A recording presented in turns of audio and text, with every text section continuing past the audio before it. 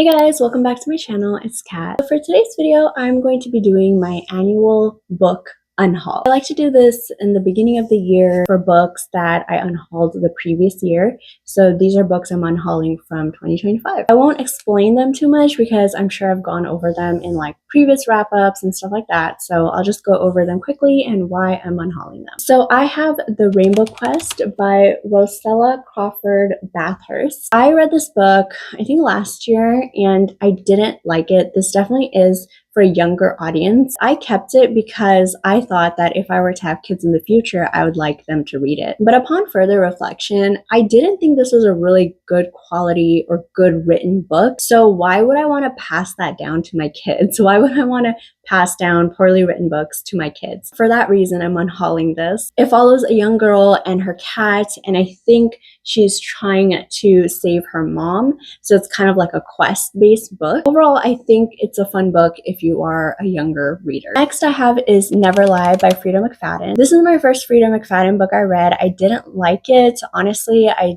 didn't really vibe with it. I know there are people who really enjoyed this book, but I just wasn't a fan. This book would be better off in the hands of a reader who likes Frida McFadden or who is interested in this sort of thriller book. But basically it's about a couple who gets stranded in a mansion that belonged to a well-known psychiatrist who unexpectedly disappeared. And the couple stumble upon recordings and sessions that the psychiatrist had with patients. These recordings kind of reveal more about the reasons behind why and how the psychiatrist disappeared. I think this would be a good book for someone who's a Frida fan, but I just was not a fan. Next I have is Department of Speculation. I read this book years ago, and honestly, I don't know why I haven't unhauled it yet. Don't know exactly what this book is about even.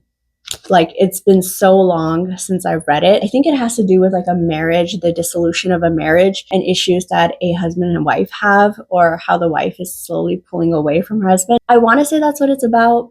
Those are fragments of what I can remember, but I'm not sure. I have the whole Folk of the Air trilogy. So we have Cruel Prince, The Wicked King, and Queen of Nothing. I honestly just found this whole series okay. Like, I don't think it was a bad series at all. Like, I could see why people really enjoyed it. For me, the standout book was The Wicked King. This was my favorite of the series. But I just feel like overall the trilogy is not as memorable and not one that I really care to keep on my shelves. This will definitely be better off in the hands of a reader who will enjoy this sort of fantasy. I'll have this on my Pango books. And then I have the whole I Hunt Killers trilogy plus the collection of short stories by Barry Lyga. The premise was so interesting though. It's about a teenage boy named Jasper who was raised by his serial killer father. He learned the tricks of the trade, essentially. After his father was arrested, Jasper had to learn how to be a normal teenage boy and integrate back into society. But it's really difficult for him because he remembers what his father taught him,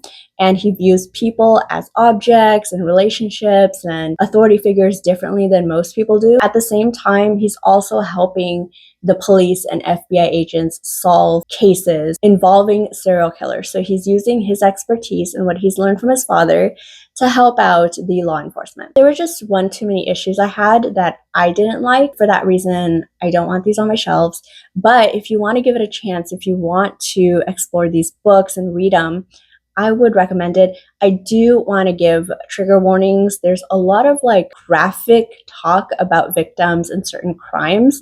These books are darker than what I expected them to be. I don't know why they're labeled as YA, to be honest. After that, I have books 1 through 6 of the Nocturne Falls series by Kristen Painter. These books also had a very interesting premise. They're basically about a small town called Nocturne Falls, which celebrates Halloween all year round. And it's like a tourist attraction. But little do they know, there are actual supernatural creatures who live in this town as a way to like hide from humans and disguise themselves. The idea was really interesting. The execution wasn't my favorite. I do think that the right reader will enjoy this book, but I unfortunately am not the right reader. I found the writing to be simplistic. These characters have no depth. They're very, very plain, very 2D. And the love is so insta romance, insta lust, insta whatever. Just not my favorite type of romance buildup. If you want to read something light that is just a simple palate cleanser, or if you want to reach a certain reading goal, these books will help you do that for sure. I have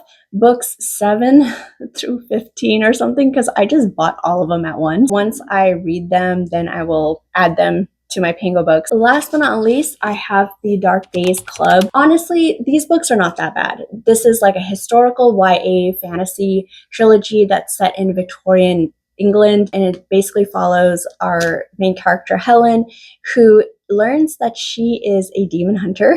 She is part of something called the Dark Days Club, who are a group of demon hunters.